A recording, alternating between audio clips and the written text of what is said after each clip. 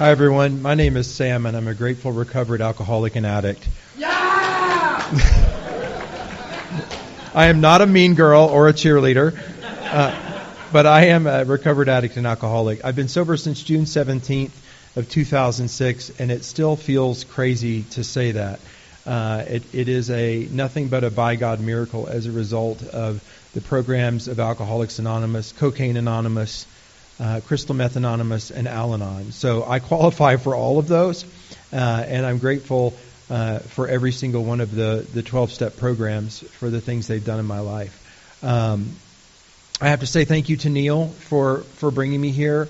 I miss you terribly in Dallas, and I know that your neuroses are doing great things here in Provo.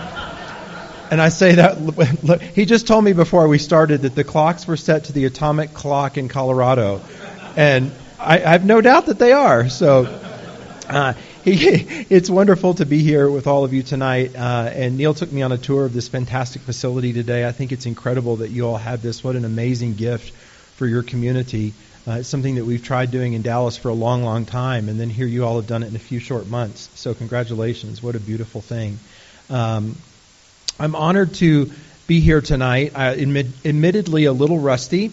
I've spoken several times before, and I usually don't have I'm never nervous in front of people, certainly not people like my recovery family. The thing I love about these rooms is that it's the great leveler. There's all different kinds of people from all different walks of life, all different faiths, all different orientations, all different colors, all different financial statuses, and yet when we come in these rooms, we are all able to hear the language of the heart, and hopefully I'm able to speak the language of the heart tonight. I last spoke 3 days before the world shut down. I was in Miami at a roundup, and I spoke there, and I remember thinking, I think something bad's going to happen. And that was like the end of the first week of March of 2020. And so it was really it's crazy. I don't know about y'all, but I kind of have COVID PTSD. I feel like the last 2.5 years have been like 10 years. And I'm starting to recognize people that their whole face, like I was talking to Jeffrey earlier. I met him in Dallas, and I was like, you don't look like yourself because you have your mask off. You shouldn't look like that. Because the last 2.5 years have been a blur. But I'm a little rusty, but I'm hoping tonight what I can do is tell you the truth. And that you find something, whether you're an alcoholic or a heroin addict or a crystal meth addict or all of the above or just a roundabout junkie like me, that you can find something that you have a shared experience with and maybe hear the language of the heart. I will tell you what it was like, and I'm going to try to watch the atomically timed clock and get sober at 7:31 p.m.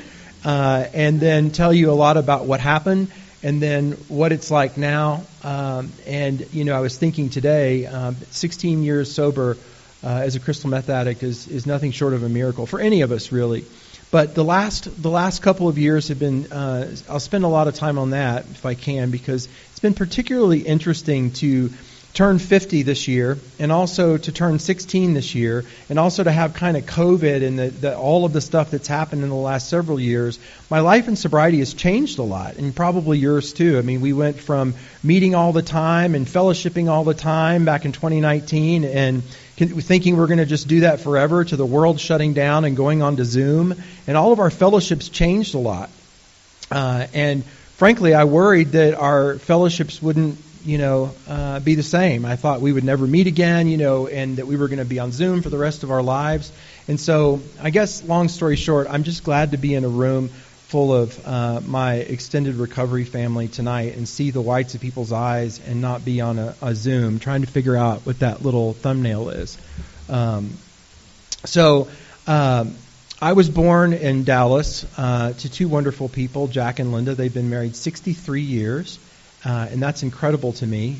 And they are my heroes. They weren't always my heroes, but they are now because of what we've come through. And the crucible of addiction is what actually enabled my family to stay together. And I'll talk about that a little bit later. But I'm an only child, and so for those of you who know anybody that's an only child or who've experienced an only child in your life, I hear a lot that there is a tendency to selfishness, so that kind of plays a little bit into my story with selfishness and self-centeredness. That we think is the root of our problems, certainly is the root of mine.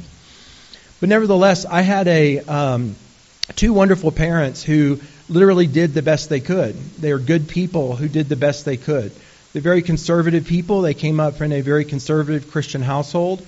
They grew up in the 50s, fell in love and graduated high school in the 50s, and they lived the idyllic 50s life. And so I was very blessed to have wonderful people as my parents. And like I told you, they did the best they can. And I later found out, several years sober, that it just wasn't good enough. It just wasn't good enough. And that's okay to say that. I never would say that to them. But they fell short in a lot of ways that I needed them for. They set the bar up here for the way I was supposed to live my life. They showed me what it meant to be successful, to be a good, upstanding Christian young man who, is always on the lookout for the next best job, and to be around the right people and be a member of a church group, and sort of the American dream that they grew up with. And so as a very young kid, I felt like that I was never going to measure up. Remember, I didn't have any brothers and sisters. I had no point of reference except, my little bubble I lived in. And so I always felt like I was falling short, that I was not measuring up to the expectations that they set, that I could never do what they had set out for me. And that's kind of the genesis of where my needing to change the way I felt comes in as a very young age, right? And it kind of, when I first got sober, I needed to figure out, why did I do this? How did I end up here? And that's kind of where it started. I felt like that everyone else had the playbook for life. Like they all know what to do here, and they all seem to be able to do it, and I'm over here freaking out. Now, I never let the world see that I was terrified inside, because if I showed the world I was terrified, they would reflect back to me, there's something wrong with you. And that would make me even more scared. And so I just played along, right? Did what they said, tried to check all the boxes, tried to be who I thought I was supposed to be, and it wasn't all bad. I had a beautiful, beautiful childhood. I had a beautiful home to grow up in, great schools, these loving parents, loving family, loving friends, loving church group, loved going to school, great host of friends, but I was terrified inside. And I don't know if any of you have been terrified inside before. The Big Book talks about fear being the corrosive thread. Our very existence is shot through with it. So if you identify with fear and terrified, you probably know why we had to drink and use how much we did. So, I grow up in this great home and kind of moving through life a little sideways, trying to do the best I can. And something inside of me is like, man, I'm different from everybody else. There's something different about me. And I couldn't really identify it as a little kid what it was. And of course, I was just terrified about it. And the longer I went along, the more I realized, gosh, I think I like the boys more than the girls. And I'd freak out about it because I knew that was not okay. And all of the people in my life that were the people that I was entrusted to their care reflected back to me in one way or another that was not okay.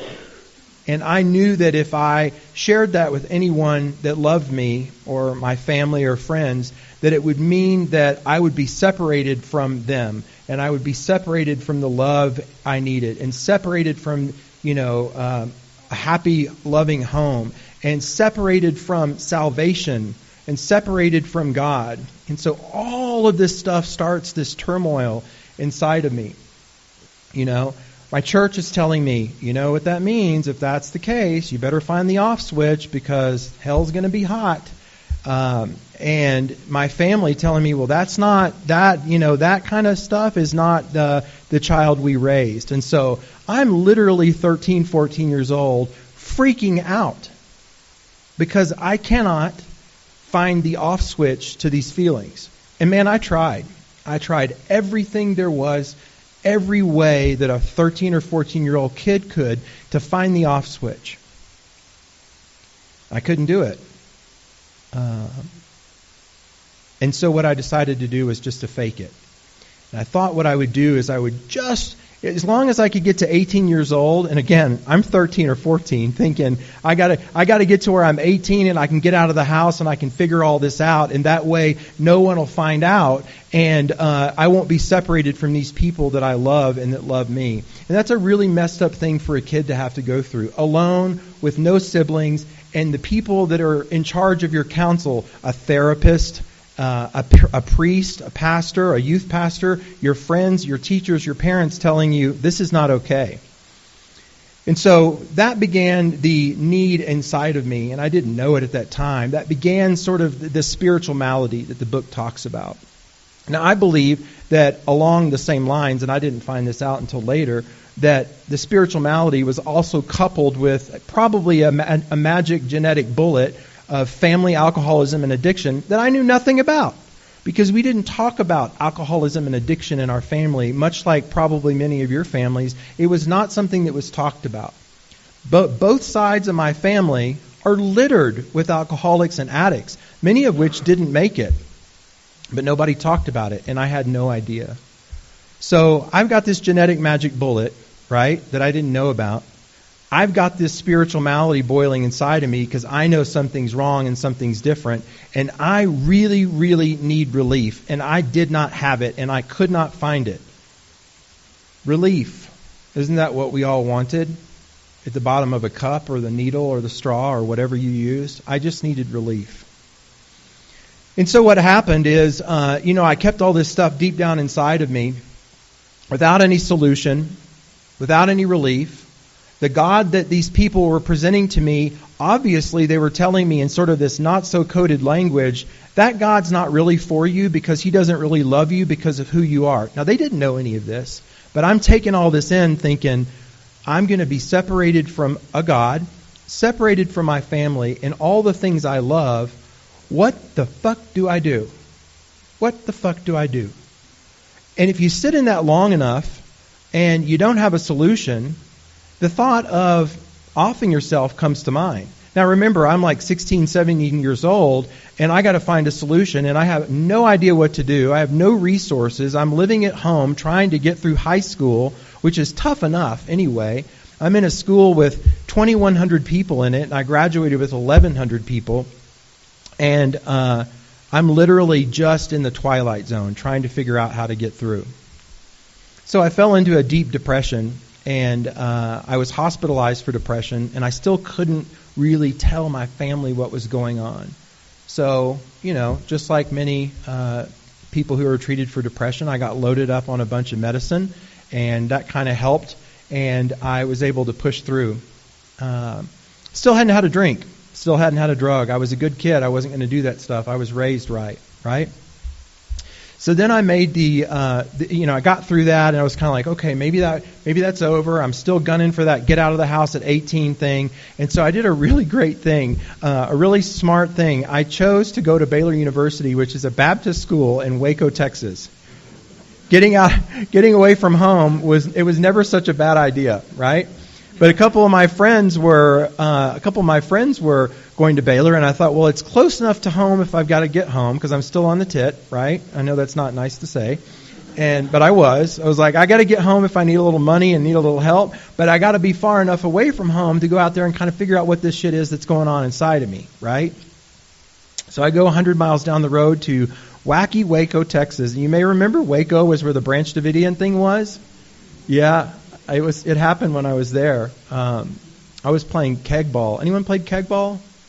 It's like softball with a beer keg. Anyway, alcoholism early. Yeah. So anyway, I digress. So I get to Baylor, right? And I'm like, I'm free. I wasn't free. I was in the middle of even worse situation there. And so I start kind of like experimenting, going to some parties, and going to the different frat houses and different sorority parties with my friend. And immediately I find alcohol, because that's what you do even if you're at a Baptist school, maybe even more, right? I find alcohol at a keg party, and it was Milwaukee's Best, the Beast, right? Anybody been tangled up with the Beast? And I also that night found Mickey's Big Mouth. Anyone remember Mickey's Big Mouth? Y'all are trash. You're trash. I love it. And the third one I'll mention, and I hope I get a response here, was Purple Passion. Anyone? Okay, it was Everclear and grape wine and sugar in a big 3-liter bottle. There it is. And so I immediately began to drink alcoholically because I wasn't drinking to have fun, because the first effect that I got from alcohol was this. Finally, relief. And look, man, I didn't know what that was, but all I know is that big, giant spiritual malady hole in my heart just went, and for a few hours before I threw up, a few hours, I felt like I was completely free to be who I wanted to be. I had all the friends. I was funny. I was intelligent. I was popular. And then the next morning I woke up with vomit in my bed, and it all went away. But the crazy thing is I was like, you know what? I can't wait to do that again. And so unknowingly, I made a commitment to never be anywhere unless there was alcohol or something served that I could use to change the way I felt. So I immediately began to drink differently and use drugs differently than other people, because there were a lot of people who were doing the same thing I was doing. All of the people that were doing the same thing I was doing who did not end up in AA, who did not end up in jail, who did not end up like me. They drank like I did, and they did not end up like me because they are bodily and mentally different, just like me. That kind of confused me, right? But I was always the guy who was like, why are we going home? Doesn't anyone have any cocaine, right? Why are we going home? I mean, the sun's coming up. We can keep going. And everyone's like, oh, man, I got to go to class. I'm like, nah, you don't have to go to political science. You'll never need that. And so I embarked on this career of using chemicals to change the way I felt. Now, I'm not going to bore you with all the stories about college because it was a blur. It was a total blur. I had done so well in high school. I was an A student. Within 3 years, was failing out of college because I had found Xanax and alcohol. And Xanax and vodka is dangerous because you fall asleep in intersections. And I would fall asleep with my foot on the brake in intersections, which I felt very responsible about. But I knew it was a problem. So one night, somebody offered me cocaine, and I took cocaine, and I was like, I can drink for days and not pass out. So it was kind of like this miracle mix. I call it the Bermuda Triangle. It was booze and then cocaine, and then I would get too high and start doing this all the time and timing my heartbeat, which is not fun, by the way. Other people did not think it was fun, but I thought I was monitoring my situation. And then I would take a half of Xanax and come back down again and be like, why did I just spend $300 on cocaine to be sober again? But that's the way I drank and used from the beginning, right? So that plugged along for a long time. I have no idea that there's a problem brewing, and I'm blackout drinking, from the get-go. Have no control over the amount I take. I have no idea when I'm going to stop, where I'm going to wind up. And then one night, someone offers me a bump. I'm drunk off my ass, shocking, as usual. And someone offers me a bump, and I take it, and I was like, oh, man, that feels different. And I don't mean to trigger anybody here, but there were a lot of hands raised of people who've worked the steps, and so hopefully it's not triggering you. And it was different. And he's like, oh, man, sorry, that's Tina. That's Crystal. And I was kind of pissed at first, and then 10 minutes later, I'm like, where can I get more? Do you have any more? Who do we need to call? I speak Spanish. I can get it. I will go with you. Do they have guns? And like the questions start, and immediately I'm like in Breaking Bad. I'm like, let's set up shop. We can cook it. I know people we can sell it to. Let's make an enterprise out of it. I'm really good. No one thinks I'm anyone but a cop. And so what I can tell you about that is in that moment, I was both pissed off at this guy for giving me something that wasn't cocaine, thrilled that it wasn't cocaine, and then wanted to find more. And then, like I said before, I made a commitment that I always want to have whatever that shit is I just did in my pocket all the time. because I had gone through all of the different drugs, alcohol, everything, for years, and it had done for me what I needed it to do. It had changed the way I felt and transported me out of that fear and anxiety and worry as a kid to a place I wanted to be of just being like, oh man, it's going to be okay. That's all I wanted it to be, is okay. And then when that big bump of crystal meth happened, I thought, man, this is what I have been looking for my whole life. This is it. This is the one. I love weed. I love alcohol. I love all you guys back there. But this is the one. And I always say that crystal meth cured my alcoholism. It didn't. But what it did is it put me in a position where I was completely enslaved to the drug crystal meth. I could not live without it from the beginning. Now, I didn't use every day from the beginning, but I knew something was very different. So what happened is years and years and years of the plummet, right? The slow decline. The jaywalker they talk about in the book. Trying different ways, bad things would happen. In the doctor's opinion, it says the addict or the alcoholic cannot differentiate the truth from the false. So what that looked like for me all that time was really, really awful consequences would happen. I would get staph infections, or I would think that, and this is for the tweakers in the audience, alcoholics, don't be alarmed, but I would think that there were bugs in my skin. And so I would operate on myself underneath like a lamp, like this is fun, right? And I'm operating on myself with tweezers, and thinking there were bugs under my skin, and I'm peeking out the blinds and literally just frozen, peeking out the blinds, waiting for them to come. And they will come eventually, by the way. They're called the police. They will show up. And all of these terrible things would happen. I would get arrested, and I'm hanging around bad people with guns and people who are manufacturing with intent to deliver and all this crazy shit, right? I'm in this life and I'm like, how did I get here? How did this happen? And so I would make a firm resolution to stop and stay stopped. Anyone done that? Not going to do this anymore, right? Like, this is it. I'm not going to do this anymore. I'm going to completely back out of this life. And man, if you had to hook me up to a lie detector test, I would have passed because I fucking meant it. I'm sorry. Can I cuss in here? Guess? Okay. Well, I freaking meant it.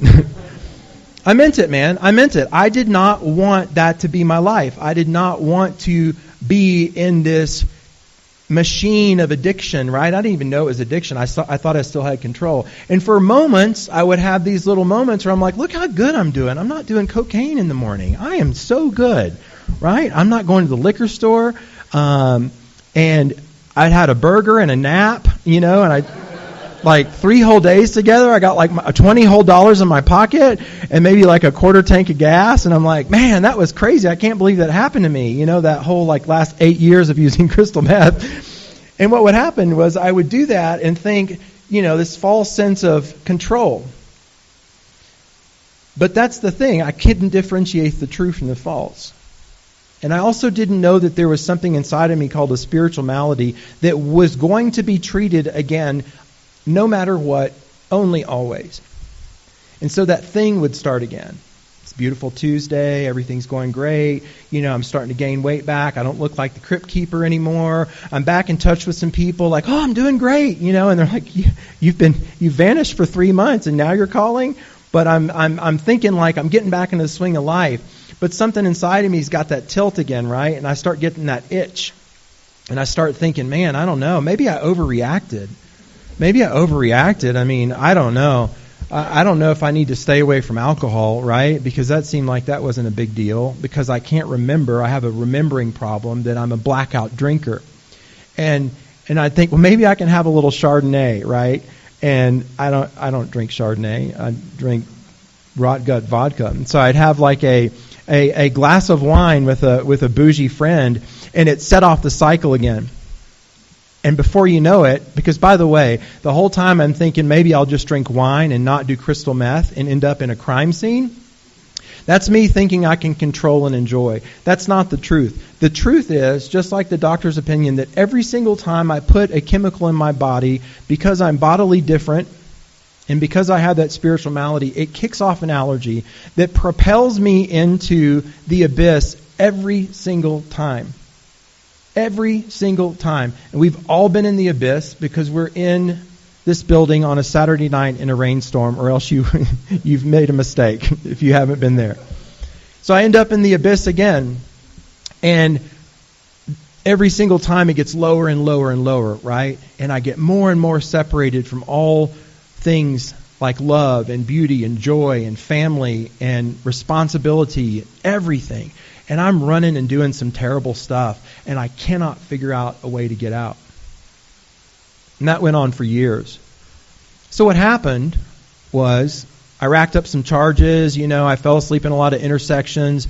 I narrowly avoided, big drug charges and going to prison. I should be in prison, and I don't think of myself any differently than the guy that's serving 50 years to life right now for meth trafficking, because I was there for all of it.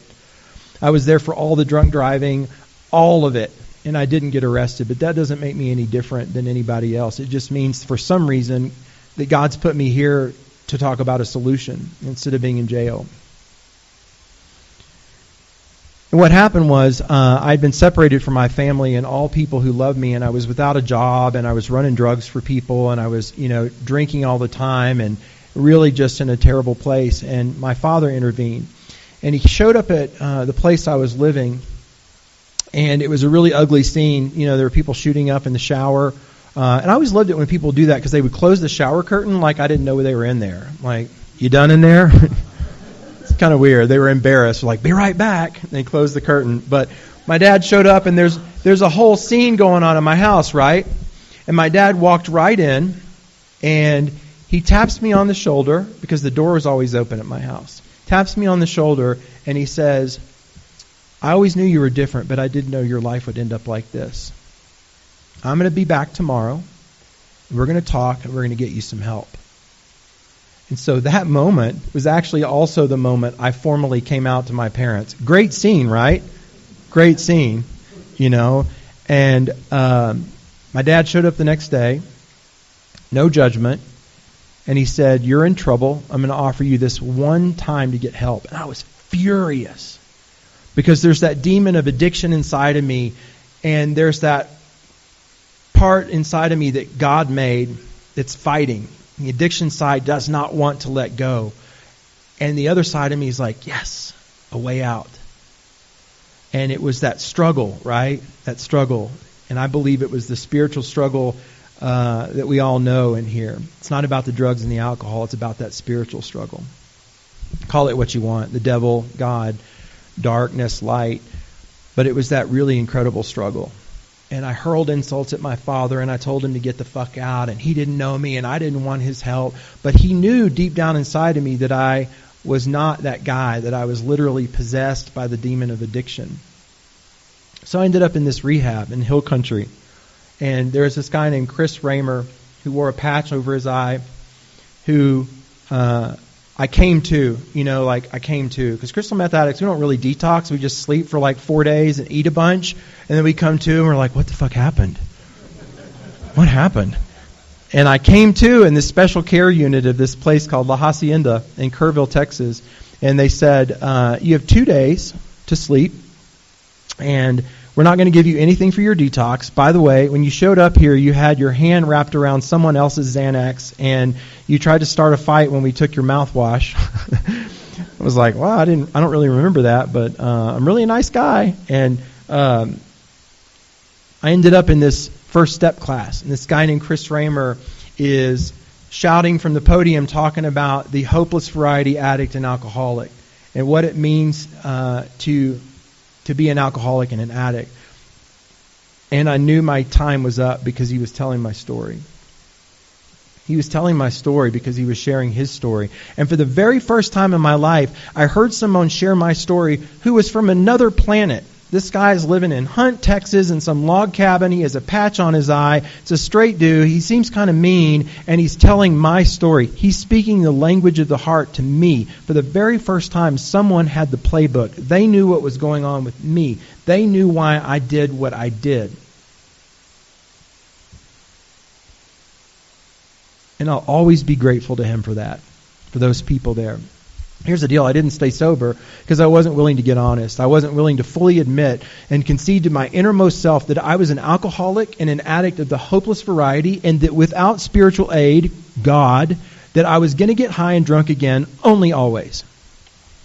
And so I played the whole rehab game, and I did the whole and smoked with a bunch of people and went to all the classes, made a lot of friends, and I graduated and got my coin, and I went home, and I did good for about 2 weeks. I was going to get myself a little job, my folks let me live at home again. They gave me the code to the door again. And then one day I thought, I haven't been down to the bar to show my friends, which were all drug dealers, how well I've done. And I didn't know that was my spiritual malady tricking me, right? That it was that whole idea that, somehow I'm out of the woods now. I haven't done a damn bit of work, but I've been to rehab, and I had my rehab stamp and my coin. So I go down to the bar to show my drug dealer friend how well I've done. Smoke a cigarette with everybody, and what do you know? The next thing I know, I've got a pipe in my mouth in the bathroom saying, how did this happen again? Happened over and over and over again. Went to rehab again, got out, and did the same thing again. Here's the thing. I'll get to this really quick. Dr. Silkworth talks about the alcoholic and the addict is doomed to repeat that again. The word doom is used. Doom, it's a cycle. It means I'm going to sit there in that cycle of hopelessness until I find something else to replace alcohol and drugs as the thing I get for relief. And they call it God, a spiritual experience, a psychic change. But no one was going to tell me about God and tell me that a relationship with God was going to change me or any of that stuff, because long ago in my childhood, God had abandoned me, remember? So I didn't want to hear anything about that. But there's something about being beaten to a pulp by addiction and alcoholism for the 10th or 12th or 30th or 50th time, whatever your story is, where you finally go, oh man, I'm at the jumping off point. I can't imagine my life without alcohol and drugs. I can't imagine my life with it. And the idea of living in this abyss of addiction really is terrible, but so is the idea of going in and finding God. Alcoholics and addicts all understand that. So you mean I've got two choices? I can either live in this shit box of addiction, and I lost my shoes a lot, by the way, too. I failed to mention that. Lost my shoes. I lost my shoes. One shoe. I lost one shoe. I was still doing good. I had one flip-flop from CVS, and I stole the other one. Anyway, so, or find God, right?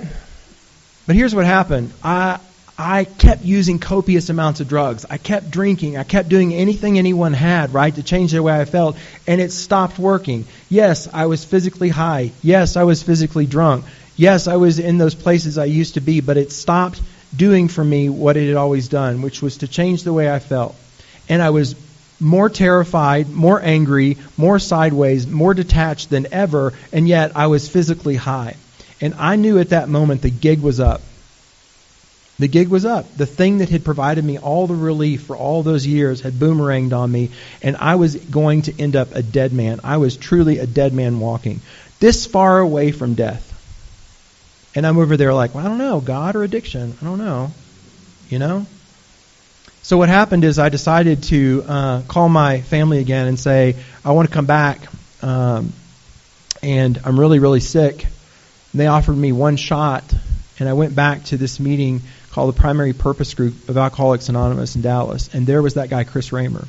And he put me in touch with this scary woman named Rain, who flipped her hair a lot and said really sassy things, but she'd recovered, and she had a spark in her eyes, and I knew that she'd recovered, and I knew she'd been where I'd been, and I knew that she'd gotten something different, and I was attracted to it, and I did exactly what she said. I asked her to sponsor me. The first time she said no, and the second time she's like, man, are you going to annoy me? Because I'm just going to say yes. And then we met at Starbucks. And I feel like that's where addicts all meet, addicts and alcoholics. There's generally half of Starbucks is an AA, anywhere you go. So we met at Starbucks, and she asked me if I was willing to go to any lengths. And I told her I would do whatever she said, because she had that thing in her eye, and she had that walk of confidence. And yet she had lived in that gutter of addiction just like me. I wanted what she had. I did everything she said. And here's the thing. She didn't tell me I was an alcoholic and an addict. She sat down and she qualified me, and she walked me through it. And she said, here's a body of evidence, man. It doesn't look good for you. Doesn't look good for you, right? So what are you going to do? And I said, I'll do whatever you say. And she said, here's the thing. You're going to get through the steps and you're going to have a spiritual experience, and you're not going to camp out in the back of the room. Sorry for the back of the room. It's cool. But you're not going to camp you're not going to camp out in the back of the room. You are going to sponsor by the numbers, and it's going to scare you, and you're going to feel like you're not going to be able to do it, but that's the way you're going to stay sober. It's not going to be like you get your life back and you're just going to go back out into your happy little life and you're going to move on. You're going to sponsor by the numbers, you're going to be of service, and you're going to have a life that you cannot possibly imagine and that you've never possibly dreamed. And I took her word for it. And that is exactly what has happened. I always thought back in the day, like, you know, in my house, I also lost power a lot. I didn't lose power. I didn't pay the bill. It wasn't lost. It wasn't paid. And I would steal power from the neighbors with my weed eater cord and take showers in their backyard with their faucet. And I would sit there like freebasing or smoking meth or drinking myself into oblivion, and I would see these pictures of myself, and I would be like, I don't know how to get back to that guy. Like, I just want to get back to like some semblance of happy. That's all I wanted. All I wanted was to not live in that craziness anymore. And here's the thing. I didn't get that back. I got something even better. I got this life where not only did I recover from a hopeless state of mind and body, I finally found my purpose. I finally found by working the steps that I too could have a relationship with this thing called God. That I too could answer the problems within with a spiritual solution. Because I always wondered how these religious people and how these spiritual people applied all that. Like, how are you walking around so happy? And the cool thing about Alcoholics Anonymous is that book and those steps are written for anyone to find a relationship with God, no matter who they are, where they came from, or what kind of religious abuse they had, or what kind of non-religion they had. You can find a God of your understanding in that place, and that God can be the thing that you need to solve the spiritual malady, to never have to drink or drug again for keeps. For keeps. And I believed them. I believed those people. She said, if you think that this program is about coming in here in this meeting and sitting on your hands and white-knuckling it, then you're wrong. This is about getting well and getting a life you couldn't possibly imagine, and carrying that out there and looking for the alcoholic and the addict that's still suffering in the community, because they are everywhere. Man, that scared the shit out of me. It scared me to death. But I did what she said. In that meeting, I have to say, it was the firing line group of Cocaine Anonymous that I ended up at. And Cocaine Anonymous saved my life because, you know, I ended up in AA, but then I found CA and I found my people. You know, I found people who graduated from Gold Star alcoholism into smoking crack. And so I started sponsoring people. What I can tell you about that is I've never stopped.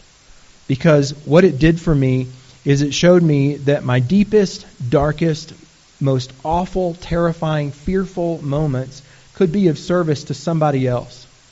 They may not look like me. They may not come from where I came from. They may not be anything like me. We may not share anything in common, except that he or she knows exactly that I've been where they are and I'm not anymore. And it's that certain thing that happens between us, where I'm saying to them, I've been in that ditch and I know the way out. I'm going to jump in with you and I'm going to show you out. I'm not going to help you out. I'm not going to get you out. I'm going to show you the way out. And so what's happened for me is that over the last 16 years, I've gotten all the gifts of the program back. And, you know, I have a beautiful home. I have a beautiful life. I have a wonderful job. I have a career in the hotel business that I never thought I would have. I'm trusted. I'm a senior leader in one of the best places in Texas. And none of them know about my deep, dark past. It's just a job I have. All the trappings of a beautiful life. But none of it means a damn thing to me other than the fact that I go to bed at night knowing exactly who and what I am. I am still an alcoholic and an addict of the hopeless variety. I'm just like everyone else.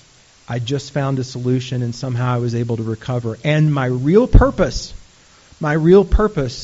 is that my job is to find, not to wait for, but to find other alcoholics and addicts just like me, that I can share the message of recovery, that you too can recover. You may not think you can, and you may not right now, but you need to hear me that the gig is up and that you can recover, and I know the way out. We know the way out.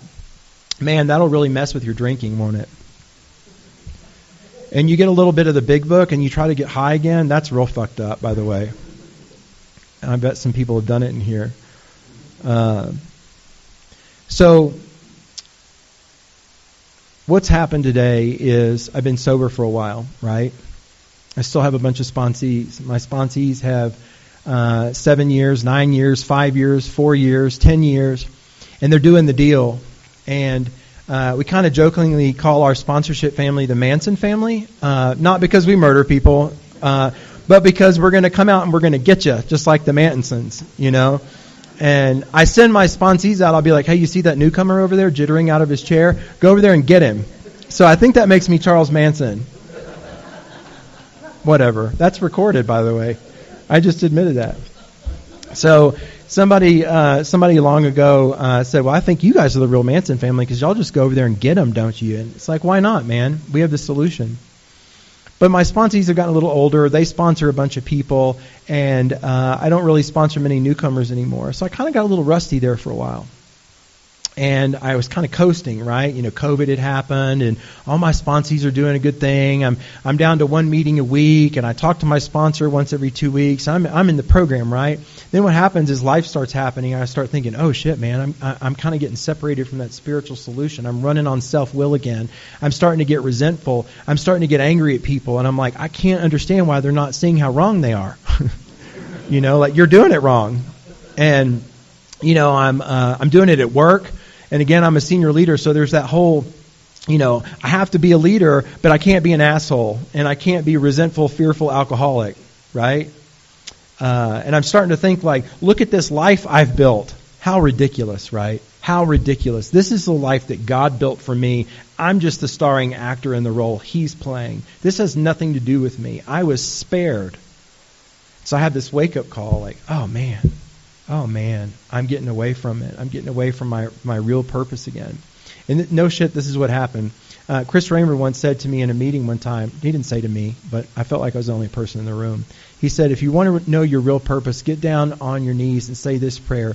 Send me someone who is sick and show me how I can help them. Reveal yourself to me. And it occurred to me then. And so about a year and a half ago, when I was kind of feeling separate from the program, feeling guilty about it, I got down on my knees and I said that prayer. And within a week, what happened is, I go to a meeting, I do a 20-minute speaker share, and after the meeting, this kid comes up to me and he is vibrating. And I'm like, whoa, man, that's a lot of energy. And it's this little gay flight attendant named Arseni who's from Egypt, and he's wearing a glitter shirt. And I was like, this is a lot right now. I need to just take a minute here. And he's like, you must help me. You must help me. And I'm like, okay, cool. I feel like bad things are going to happen if I don't. You know? And like, part of me wanted to say, well, you know, I don't sponsor newcomers anymore. Like, I wanted to have all these excuses, right? Like, I'm some senior member of the program where I don't need to work with newcomers. How fucked up is that? And so I said, I'll do it. Because that's what I do. That's what I've done. And that's why I'm still here. And that kid, from a completely different part of the world, from a completely different planet, showed up at my house, and we worked the steps like his life depended on it, and it reconnected me to the program, and it gave me a sense of purpose and duty and responsibility and service again to the program that I believe helped save my life again. Because, man, listen, there's no guarantees that just because you have 16 years sober that somehow you're miraculously just going to have your seat forever. If you stick around here long enough, you're going to see more people than not head out the door because the gifts of the program get in the way of the program that gave them the gifts. And that's a fact. There's jumpers, there's people that take their own lives, there's people that just sit in the back of the room. I'm not looking at you again. I'll look over there. There's people that sit in the back of the rooms and they're pissed off because you're not doing it right, and I can't believe how AA has gone off the rails, and these young people, blah, blah, blah, right? But then there's people who say yes, and they show up and think, how am I going to help this person, and it's transformative. That kid saved my life again. Now today, he's sponsoring people. He's going to treatment centers. He's of service. And it's the coolest thing in the world. It's the secret sauce to be able to see how you shared a little bit of yourself, your truth, and a little bit of your time, and that someone was able to get the gift that you got, and then they're out there carrying it on again. And man, that's the stuff that I don't want to miss.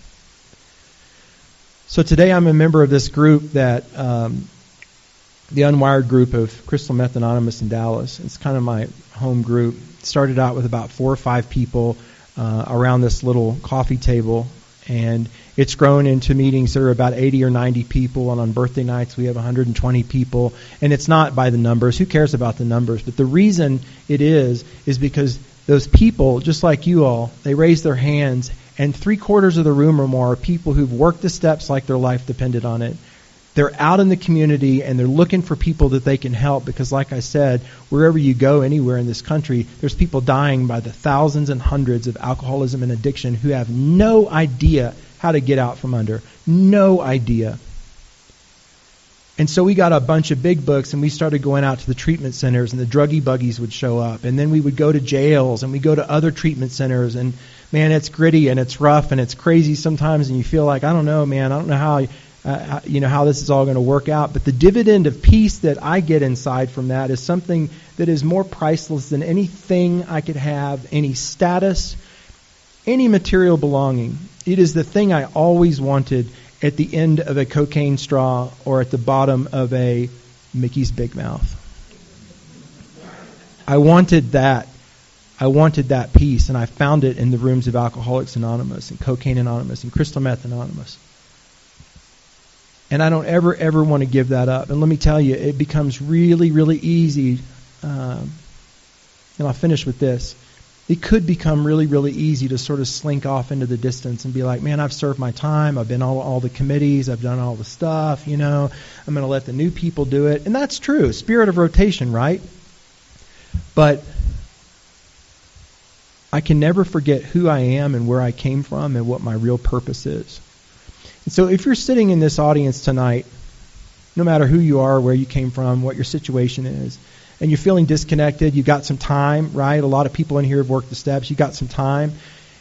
And you kind of feel that kind of like maybe I'm pulling away a little bit, or maybe I don't really need to sponsor, or maybe I don't really need to take that service commitment or whatever. Maybe I'm going to be an observer, I'm going to do the coffee, and all that stuff's great, right? We need coffee more than anything. I challenge you to say that prayer that Chris Raymer asked me to say. Get down on your knees or whatever you do and ask God to show you what your real purpose is. Is it to get a bunch of things? Is it to get well again and just move on with your life? Maybe. I don't know what your real purpose is. But if you're an alcoholic and an addict of the hopeless variety like me, maybe your real purpose is to get outside of yourself and find that you can use your worst moments to be somebody else's greatest gift. Because I will tell you, it is the thing that you cannot miss. You cannot miss. Show me somebody who's sick.